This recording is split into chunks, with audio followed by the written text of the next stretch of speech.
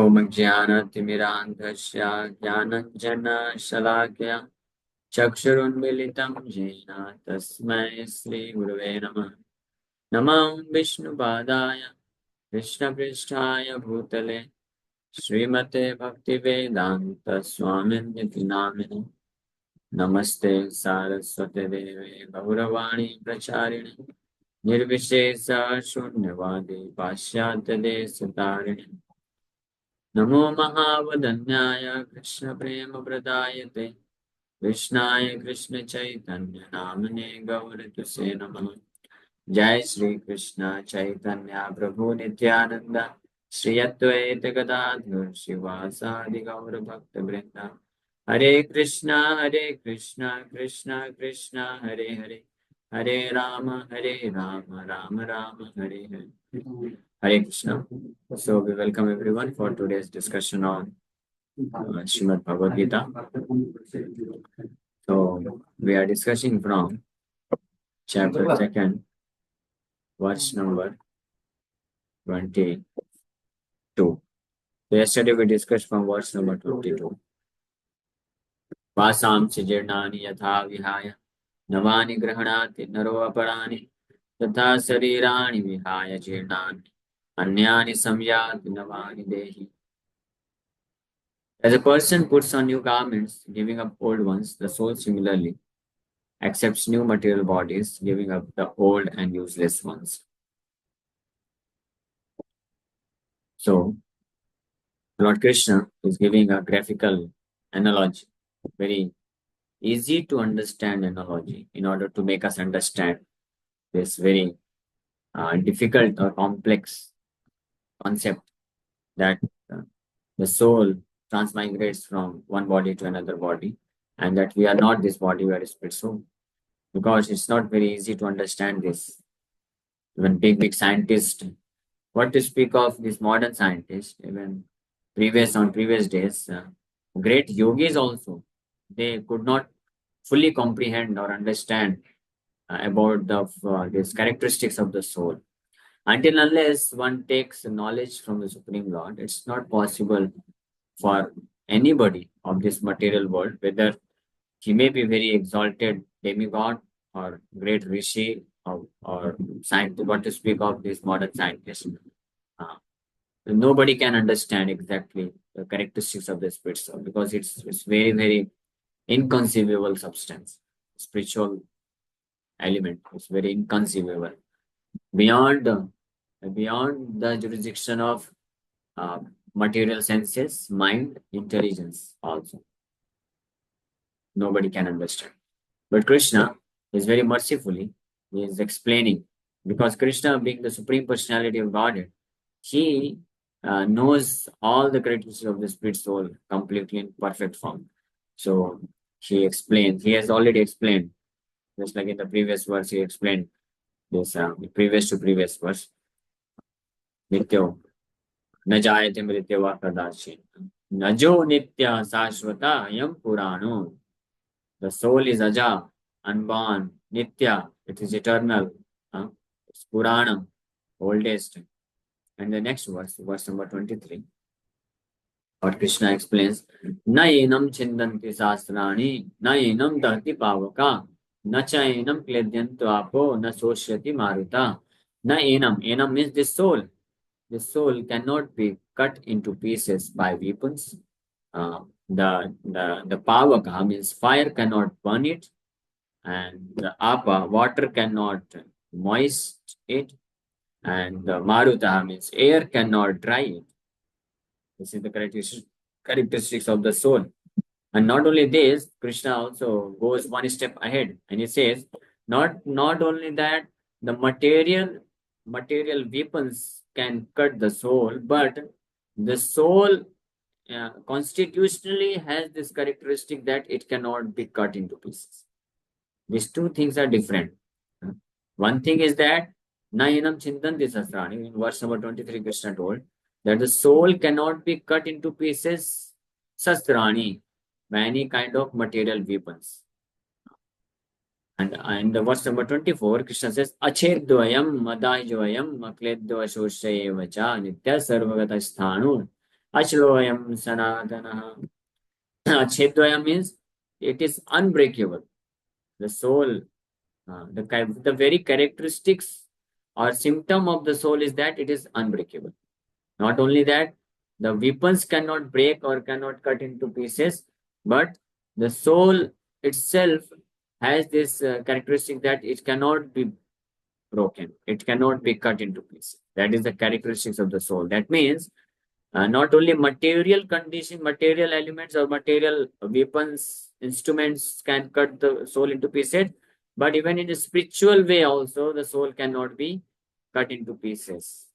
This particular verse completely nullifies or refutes the Mayavad misconception. Mayavadis who think that the soul can again go and merge into the supreme soul. So this concept is completely refuted here because that cannot happen because the soul cannot be cut into pieces. So it cannot go and merge into the into another soul because then it will lose its characteristics. Achedya. So that we'll discuss when we will come to this verse. But the point why I quoted these two verses in order to explain that all these characteristics of the soul, achedvayam, adahyayam, akledvasoshevacha, that the soul is unbreakable, the soul cannot be adahyo, means soul cannot be burned, akledyo, soul cannot be moistened, it is insoluble, and asosya, soul cannot be dried up, uh, soul cannot be cut into pieces. All these characteristics which Krishna is explaining here, this cannot be verified, this cannot be comprehended, this is inconceivable to any amount of material intelligence. The person, anybody from this material existence, she may be a great demigod, including Lord Brahma, and great yogi also. Nobody can understand the spiritual nature of the spirit soul. This is so inconceivable. So what to speak of then Supreme Lord, Supreme Soul?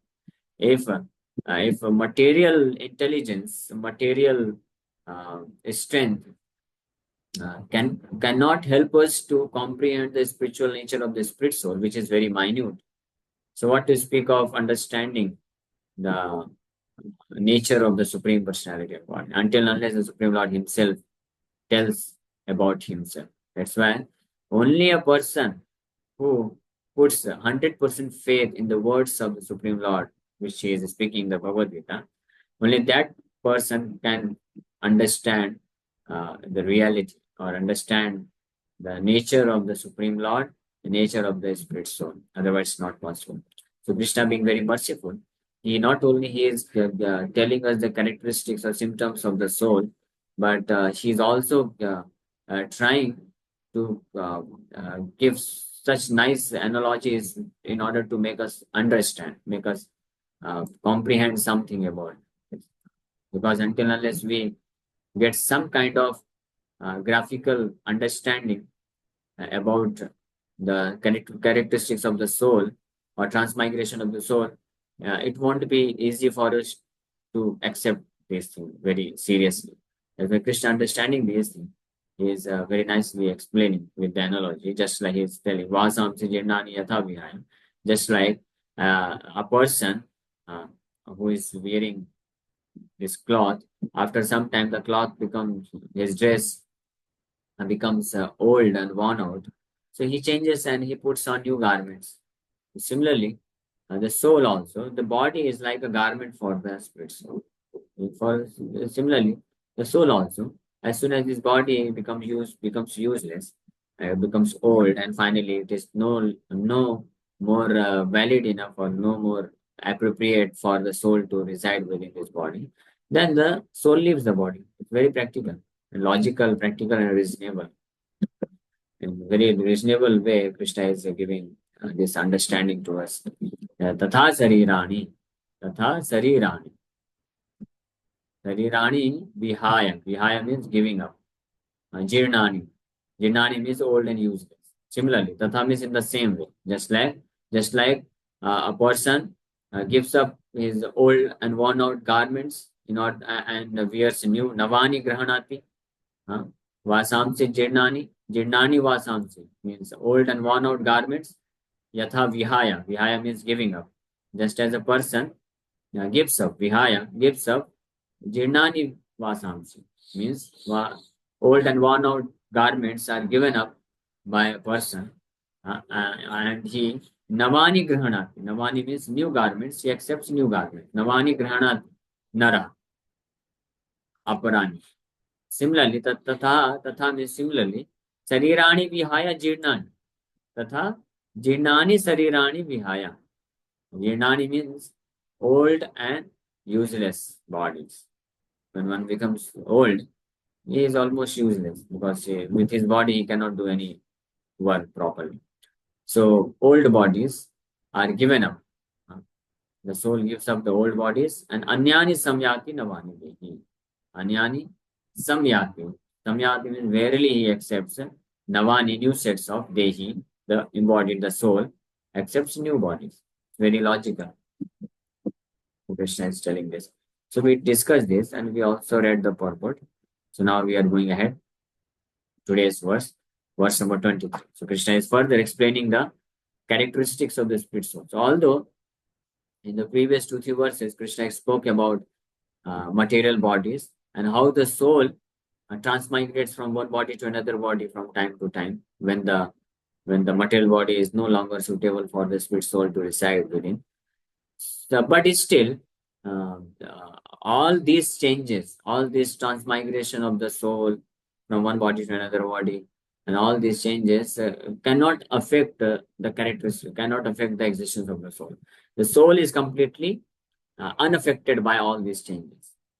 So in order to again confirm us the this nature, unchangeable nature of the spirit soul, Krishna is speaking these two verses, 23 verse and verse number 24 and 25 also, 25. And then finally, Krishna, after speaking these three verses, at the end of 25 verse, Krishna says to Arjuna that tasmad evam viditvena. Therefore, Arjuna, knowing all these characteristics of the soul and body, na anusochitum arhasi, you should not lament. Why are you lamenting so much? You should understand the characteristics of the soul very nice, very nicely. So, Krishna is saying in this verse number 23, we are studying today. Nayanam chindanti sasrani, nayanam dharti pavaga, na chayanam kletyantapo, na soshriyati marutaha. The soul can never be cut to pieces by any weapon, nor burned by fire, nor moistened by water, nor withered by wind. Na enam. Na enam. Enam is this soul. So Krishna is talking about the spirit soul. Throughout this section, the main object of Krishna's talk is the spirit soul. That means we are. Na enam chindanti sastrani. The soul cannot be cut into pieces by sastrani. Sastrani, sastra means weapon.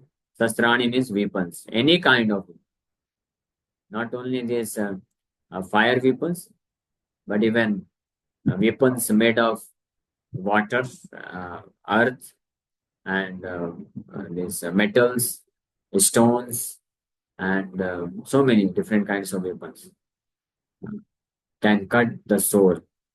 It's not possible. And then na enam dahati pavaka. Na enam, this soul, dahati means burns, pavaka, fire. The fire cannot burn the soul. Na cha enam kledyanto. Kledyanti apo. Apa means water. Water cannot moisten it. That means soul is insoluble. Soul cannot be moistened by water. Na cha enam kledyanto. Kledyanto means moisture, moistening. Apa. Na sosyati maruta. And the air, maruta means wind. Wind cannot dry it up. Na sosyati maruta. So that means any kind of material things cannot change or affect the soul, the spirit soul. The spirit soul remains as it is, as it was, as it is, and as it will be. The spirit soul will be like this, which is right now, and the spirit soul is like this, which was there from time immemorial. And that means originally the spirit soul is completely pure. The spirit soul living entities originally have uh, pure love for the Supreme Lord in a purest form, 100% love for the Supreme Lord. So that love of the Supreme Lord within the soul is always there. It is unchangeable. And whatever changes, whatever we see in this material world, different kinds of living entities behave differently. And different kinds of living entities have accepted different kinds of material bodies. Some are in modes of passion, ignorance, and goodness. And human beings, demigods, bodies of the demigods are in mode of goodness. Bodies of human beings and earthly beings, mostly in mode of passion. And bodies of these lower planetary systems, those bodies are in mode of ignorance. And among these species also, on Earth also, human beings, and they can be further divided. Uh, one who is prominently in mode of goodness and some little passion and this ignorance, he is known as this Brahmins. And those were Kshatriyas, they are mixed mode of passion and goodness, mostly mode of passion, and some goodness is also there. They are known as Kshatriyas.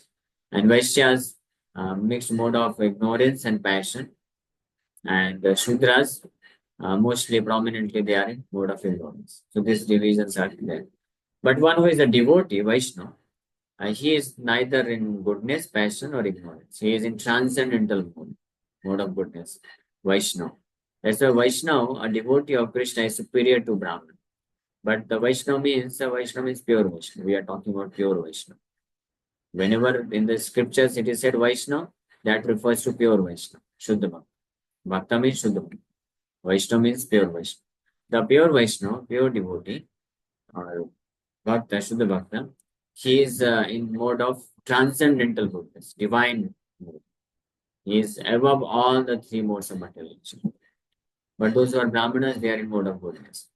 So in this way, apparently, these different kinds of modes, different kinds of permutation combinations of these three modes affect the nature of behavior or activities or desires or faith, all everything. Everything is decided by the particular kind of combination, permutation of three modes of material nature. That decides that what kind of nature a living entity will have, what kind of faith, what kind of consciousness, or what kind of behavior, desires, or actions he will perform. Everything is just determined by these modes of material nature. The person who is addicted to eating flesh and drinking this liquor, so he is forced to do all these activities because of a certain kind of combination of modes of material nature, three modes. A person who is prominently situated in mode of goodness, naturally he will be reluctant to eat all kinds of nonsense things. This meat eating and intoxication, all this. He will naturally uninclined. But a person who is who is influenced by a mode of ignorance, he will have a good taste for eating all these kinds of nonsense. Similarly, a person who is very much influenced by a mode of passion, so uh, he will be very much inclined for sense gratificatory activity. He will have lusty desires, too much lust, too much greed, and too much passion. Passion means he will be hyperactive. He will plan so much to earn name, fame, and money, power, position. So this is symptoms of dominant mode of passion, this quality. So these different modes, which are actually external to the spirit soul. These modes of goodness, passion, and ignorance. These modes does not belong to the spirit soul. This is just external covering, outer covering over the spirit soul. But the spirit soul itself, he is completely aloof from all this contamination. The spirit soul is spiritually, the living entities, all the living entities are situated in pure goodness, and they have uh, pure love for the Supreme Lord. But that pure love, when it is reflected through these different combination and permutation of mode of passion, ignorance, and goodness, that appears differently. When it passes through mode of prominent mode of ignorance, then that love for the Supreme Lord gets transformed into performance of these activities which are completely sinful. And when it is through passion, then person performs a self-gratificatory activity. When it is reflected through mode of goodness, then the person performs a philanthropic activity, or he is very much uh, in helping nature, helping society, welfare activities. So all these things are affected by different combination and permutation of modes of material nature. So in this one, that's more. So, but the spirit soul is completely pure and unaffected by these conditions. That's why in Chaitanya Charitamrita it is said, Nitya Siddha Krishna Prema Sadhya Kabur this Krishna Prem, love for the Supreme Lord, it's natural characteristics of the spirit soul, and it is indestructible. It is Nitya Siddha. Nitya means it is eternally present, even in the conditioned state. The love for Krishna, pure love for the Supreme Lord, is present uh, in each and every living entity's spirit soul within the core of their heart. But it is in dormant stage. Dormant stage means it is completely covered. So it appears that it is not present, but it is in its sleeping stage. Sadhya Kabuna. It is not that one by following some means and process one can generate the love for the Supreme. No, the love for the Supreme Lord is already present in a dormant state, in a sleeping state, within the core of each and every living entity's heart.